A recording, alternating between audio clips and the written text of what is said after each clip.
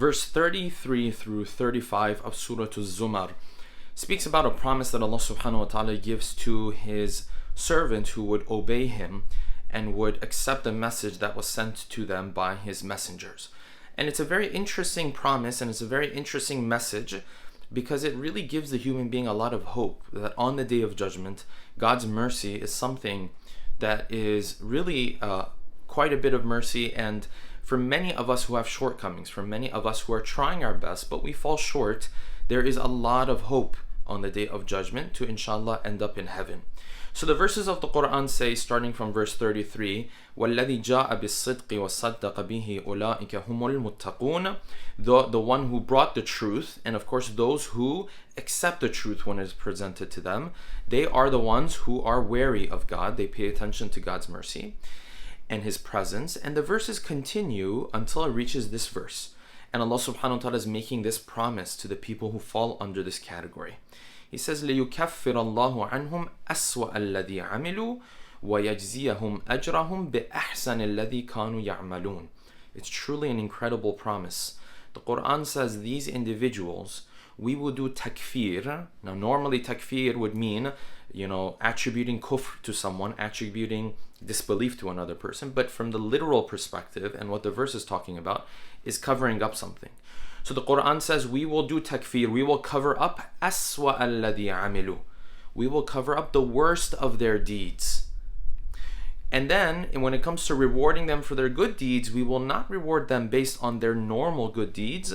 We will reward them based on the best of their deeds and the best of what they did. Yes, ahsan alladhi kanu ya'malun. So this is the mercy of Allah subhanahu wa ta'ala.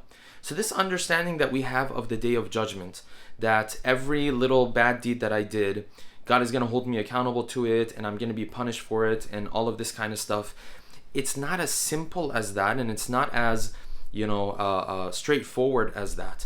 There's a lot of different factors that might play a role in how I'm held accountable on the Day of Judgment.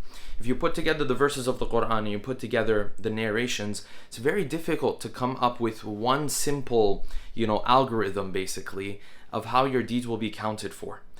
But what we do know from Quran and Hadith and multiple verses of Quran and Hadith is that God's mercy is quite a bit of mercy, and so He can do things of this nature. Now the Quran may not tell us everything that God will do on that day, because many times if the Quran did tell us that, then we would become very, very, maybe too relaxed. We would do as we wish. We would give ourselves green lights to, disobey God. But this verse of the Quran is saying that these individuals, we will remove the worst of their deeds on the negative side, and we will reward them based on the best of their deeds when it comes to their good deeds. What greater promise is there than this? So the person who now God is praising as a muttaqi, he's not a perfect person, because the Quran is saying this was a guy who did wrong things, and we removed some of those wrong things for him. So we have to always be wary of God's presence. We have to always hold ourselves back.